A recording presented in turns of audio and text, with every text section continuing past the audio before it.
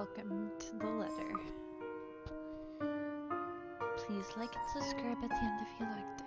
Thank you, and let's begin. Oh my god. That scared the crap out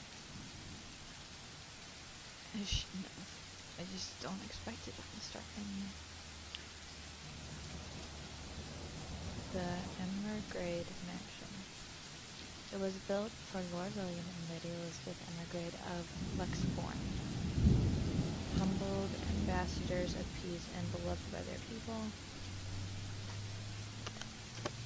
both well known for their compassion and generosity, never failing to extend a helping hand to anyone in need.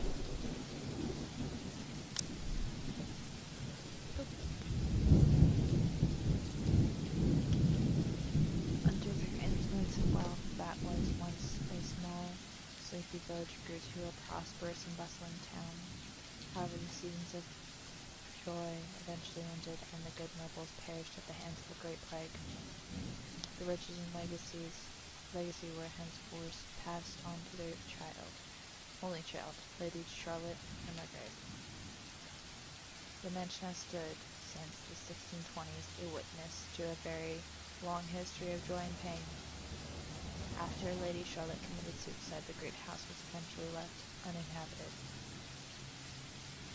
It stood really well to be inhabited for that long, so it must have got a new owner. It's funny because, like, I believe in ghosts, okay, let's just say that. But, even when you're alive, humans remember the bad memories more than the good memories. So, like, it would make sense that a house would remember the pain and agony more than the happy and joyful times.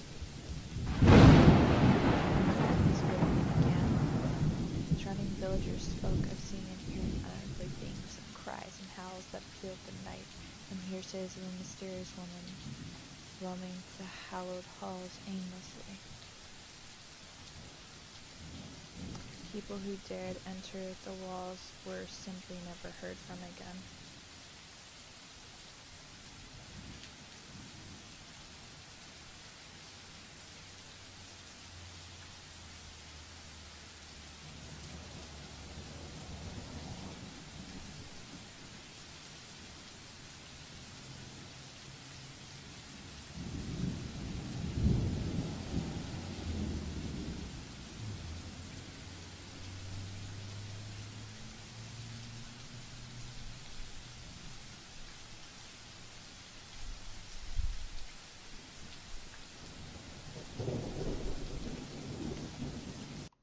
Whispers about the great house.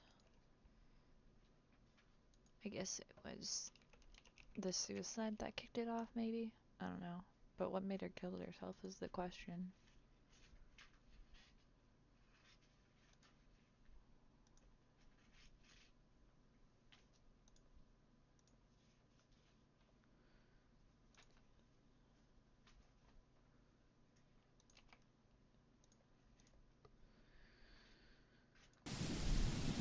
Its legend and its curse still fall upon the village news. In spite of this, current owners are convinced that these stories are nothing more than a hoax.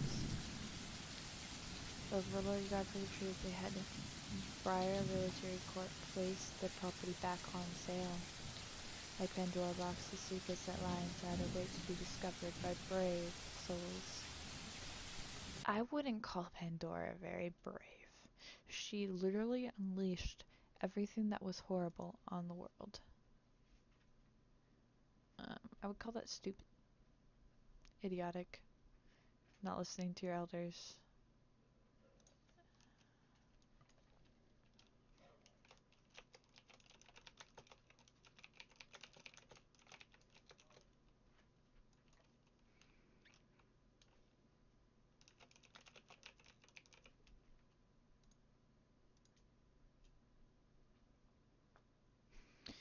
Alrighty. No matter what happens, take care not to be consumed by the curse. ... Good luck. Ha. Isabella. Incoming call. Journal update October Hello? 1st. Isabella? Are you there? where are you? Familiar jittery voice comes from the Oh, room. hey Rose! I'm at St. Goretti High. What's the matter? Who's in London name? What do you mean, what's the matter? It's the mansion, silly. I'm here and you're late. Jeez, we're on shift together. You promised. Oh my god, please don't tell me you forgot. You were planning on leaving me to check this place out on my own, weren't you? You chickened out. Calm down. You know I take my promises seriously. I'd like to believe that. So hurry up and get here. This place is huge. A bit too quiet since no one's lived here since, like, forever, but beautiful nonetheless. Why are you so surprised? This isn't the first time you've been there. I mean, it is a mansion. I know. I just wish I could live in a place like this. It really takes my breath away. Yeah, well, I wouldn't be so sure about that. Not after the rumors that say it's haunted. Oh yeah, Rose, it'll really take your breath away. So hard I'll never be able to breathe again. Jeez, never mind those rumors. Ghosts aren't real after all. And even if they are, which they are not, they can't do anything. They're nothing but spirits. You don't know that! They might be listening or watching right now, and they might not be happy with you enough to curse you. No offense, sweetie, but that's a bit of a stretch. Believe it or not, it's better to be careful. Right. You know, not every property we sell will end up with a dead body stuffed in a sofa. And I think that mansion is where we'll likely find another one. I can feel it. That was one time, Isabella! Loosen up! I would look for the body in the bathtub because suicide. Wait, just get here ASAP, please. I'm getting bored being here on my own.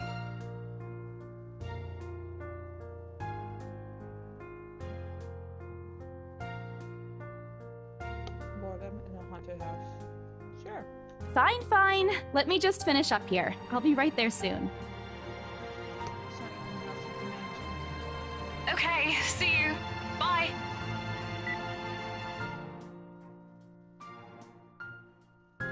Of course she hangs up before I can respond. Rose, still as charming as ever. Who was that? Manners of a saint.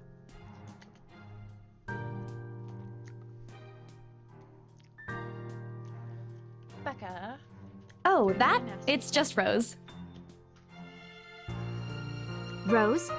The one you said who trained you for your job back when you started? You're working together again? And she's wearing a red shirt. Interesting. Just for this property. We've been scoping out that big mansion down Ansem Village after the renovations. Today's sort of its grand opening to the public. The RC wants to give it one last check before we let potential buyers tour it this afternoon.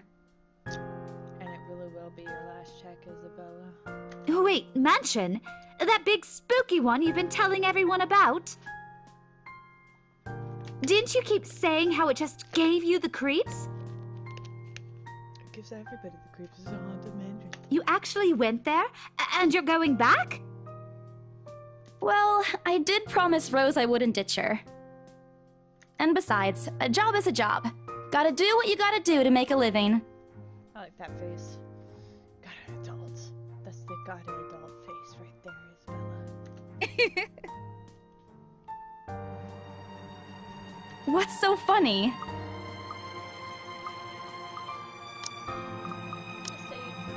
Nothing. It's just that I didn't expect you to say that. Coming from you, it sounds so out of character. I mean, no offense, but you've been freaking out about the place being creepy ever since you got assigned to it. Cursed rumors and all. I honestly thought you'd back out. Whoa, Becca, don't. Not all the time. I could really use a huge amount of cash right now, and this is just the fastest way to get it. Money. Plus, listen to this. Briar Realty wants it sold as soon as possible, and the agent who lands the deal is going to get a huge bonus! Huge bonus. They never give bonuses like that. Getting that would make life so much easier.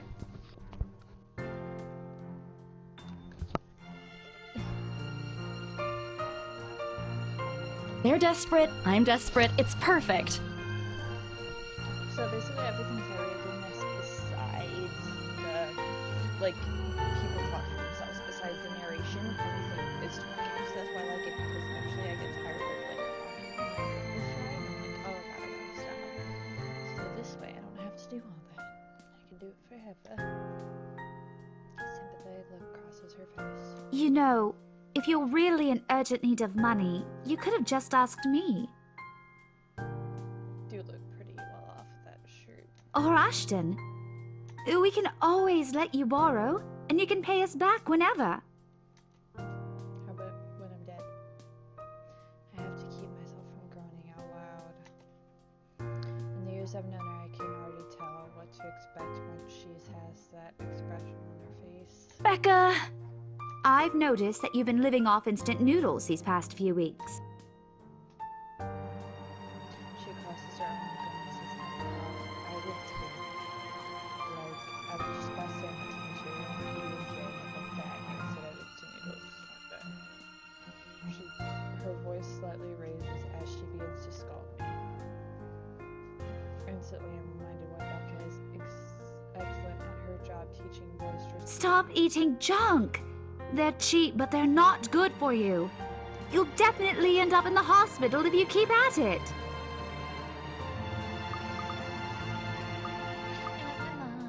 Gotta be adulting. Hey! I eat other things too.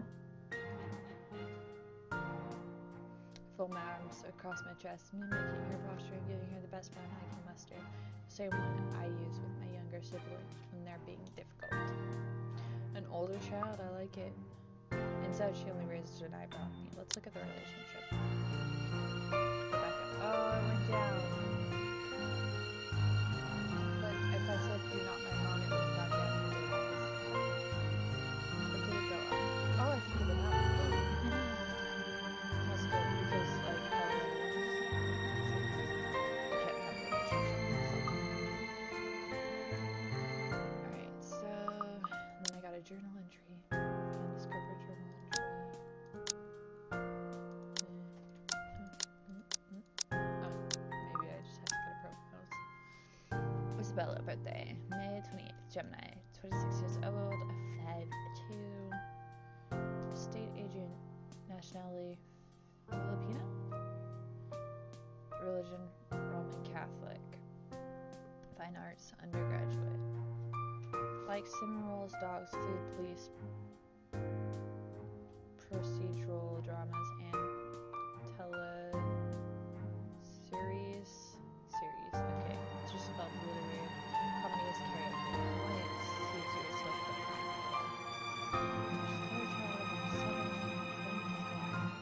daughter of a laundry woman and a chimney driver. She went to public school and was an average student, but took to art easily. Eventually, she pursued a degree in fine arts. Was encouraged by her father. However, when the man was diagnosed with pneumonia, she had to stop studying.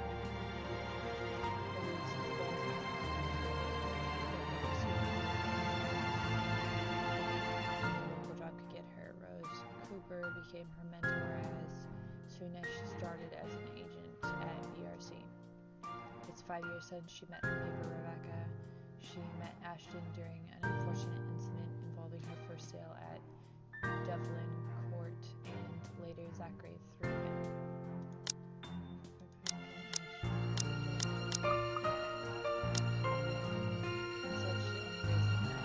That's not going to work on me. And I saw it when you were cleaning your flat last week. The instant noodle cups outnumber everything else. You're just exaggerating. Did you even see what's in my cupboard yet? I'm not just living on instant noodles alone. I've got canned beans, peas, tuna, ham, and even hamburgers in there. Canned is the worst food you could ever eat, along with instant noodles. Like, do frozen it with that if you can. Becca's wrinkling her nose. By the time I get to the end of the small list, I think she even went a little green on the last one. Oh, look at her face. That's great. I love that. I would have laughed a little at that if I didn't know it would only Aren't those the same ones you won from the grocer's raffle more than a year ago? Oh, I sincerely A year ago?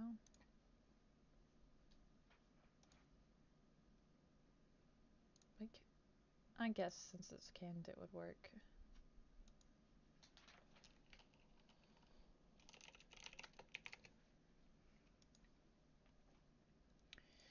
hope you're checking the date stamps on those things before eating them.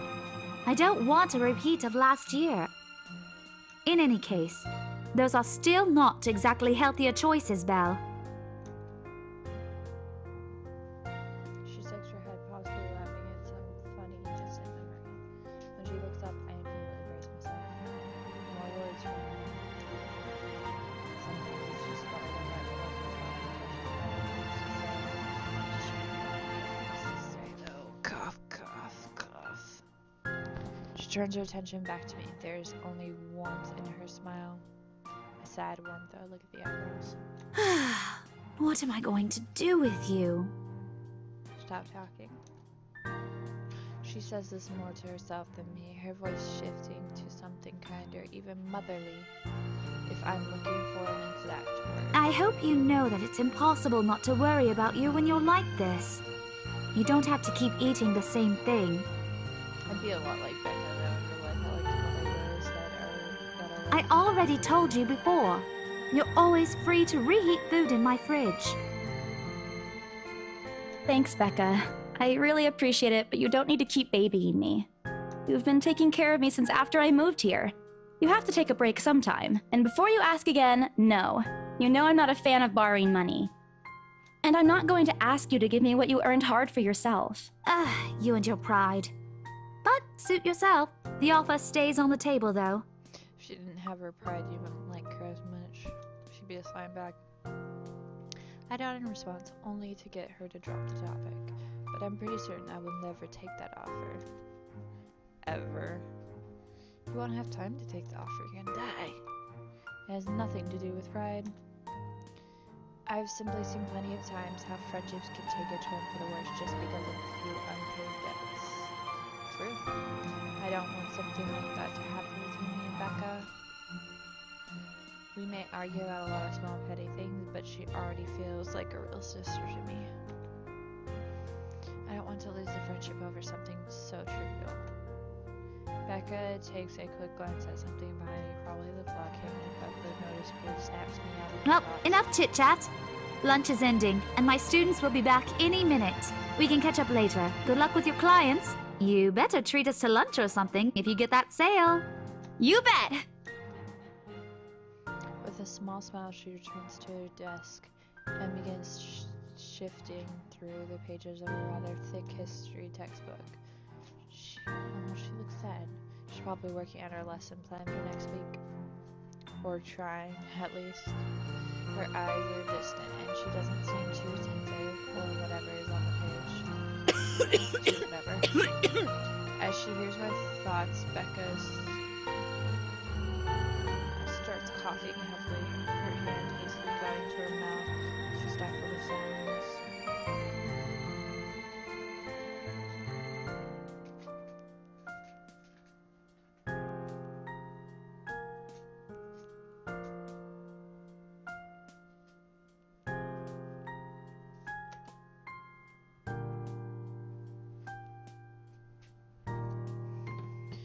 For someone who makes a habit out of worrying other people, Becca sure forgets how to take care of herself. Hey, you sure you can manage on your own? I mean, you're still a bit feverish. Hush, dear. Don't you worry about me. I'll just drink some medicine and I'll be right as rain. I mean, if it's just a cold, it should be fine. I leave her with a flat look. Let me see something real quick. Oh god. Probably couldn't hear me reading that whole time because my mic was like all the way down. Back to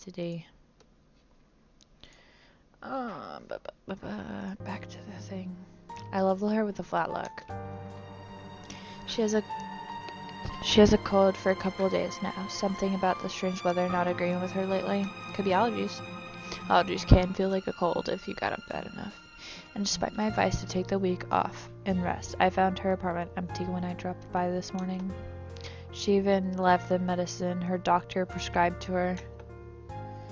Look who's being stubborn now. You shouldn't even be working right now. Seriously, you big baby. I'll be fine. For now, just go to work and stop making that Rose girl wait for you. I'll call you if I still feel bad, and you can come pick me up if it makes you feel any better. She offers me a reassuring smile, and I can only sigh. Why do I even bother? There's no stopping her once she's decided on something. Defeated, I reach inside my bag and pull out some of the bottle of medicine she left earlier. She looks at it warily when I place it in front of her. She better have crackers. That should taste horrible. Unfortunately for her, it's the one thing I am not letting her have her way with. All right, but don't forget what the doctor said. Drink this on time. I'll see you later, okay? There's an amused gleam in her eyes, and she shifts her gaze back to Look me. who's playing the mother hen now. Rebecca! Aw. Okay. I won't tease anymore. I'll make sure to drink it, Mom. Before I can retort, she casts another look at the clock. I take that as a sign to finally end the conversation and my short visit. With a wave goodbye, I leave her alone to her classroom and her thoughts. I hail a passing taxi to take me to the property as soon as I leave the school grounds. This is really cool too. The artwork's cute, beautiful. The mansion is some ways out in the countryside, but I don't have trouble giving the driver directions. The game's like $20 normally, but it's $17.99 American dollars on Steam right now. Apparently everyone in Luxbourne City knows it, including every bit of rumors surrounding the place. Just the mention of its name is enough for locals to give you cautious sidelong glances. I learned the hard way the first time I commuted there, and it only boosted my belief that there's something more to this house. Even the news of it being renovated and placed back up on the market has caused quite a stir. Thankfully, it died down a few weeks later. The place would have become a lot harder to sell otherwise. I avert my eyes from the window as soon as the buildings shrink in the distance. We get a glimpse of the courtside soon. Although a quick glance at my watch tells me we're still a few minutes away from our destination. Might as well get some work done. Rose did ask me to do some last-minute reviews of the mansion's documents yesterday. This is where she finds the letter. Title. Wink. I already looked them over last night, but you never know when things may go wrong. Life has ways of messing things up like that. Halfway through reading the papers, my phone rings again. I pick it up without looking and neatly tuck it between my ear and shoulder. It's probably Rose again anyway. Rose? Oh, it's Ashton. He's cute. Guess again. That voice though. Ash. Bingo. Hey, what's up? Just checking if you're still cool later this evening. You mean that thing with Zach? Yeah, you know the indie movie he's been working on for months? The premiere's going on tonight at a film fest, and he's really excited to watch it with us. He even called in the middle of the night just to remind me. No, don't worry. I didn't forget. I'll be there. Cool, I'll see you later. If What you're time do you get not off? Being occupied by ghosts. Around 6 p.m.? I don't know. It's the first day of the Ermengarde Mansion's open house, and we're expecting quite a number of potential buyers. I'll be booked the whole afternoon. Ermengarde Mansion? You know, the big Jacobean mansion at Anselm Village. I'm on my way there right now, actually. Haunted. On your own? Yeah, well, Rose is already there, but yeah. I see. Looks like the scaredy cat finally toughened up. Shut up! Ash chuckles from the other end, and I can't help but roll my eyes at him. I'll see you later. Drop me a call when you're done. I'll see if I can pick you up. Whatever. Bye. Whatever. Stupid asshole. I see what you did there.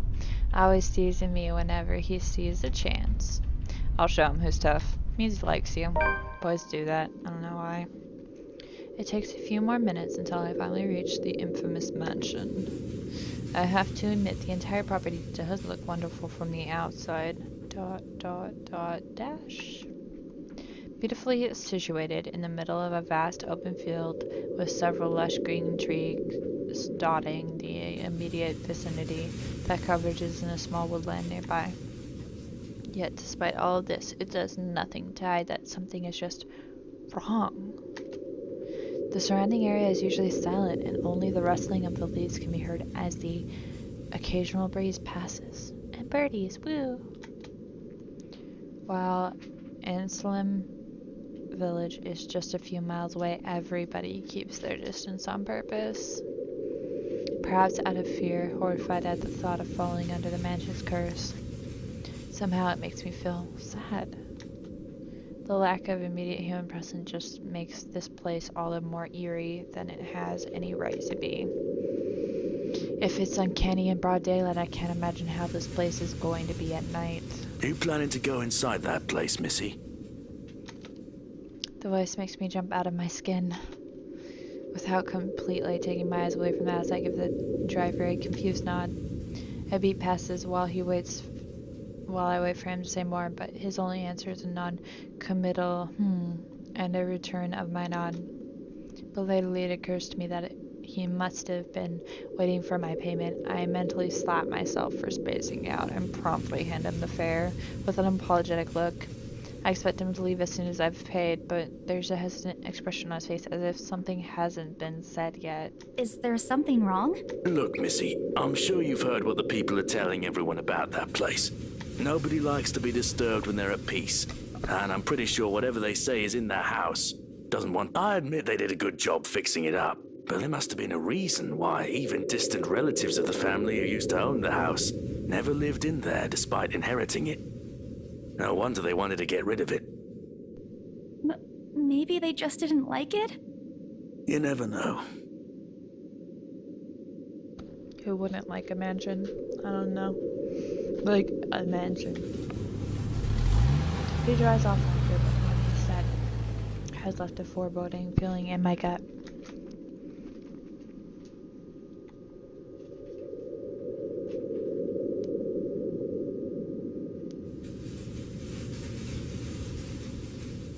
Sound edit.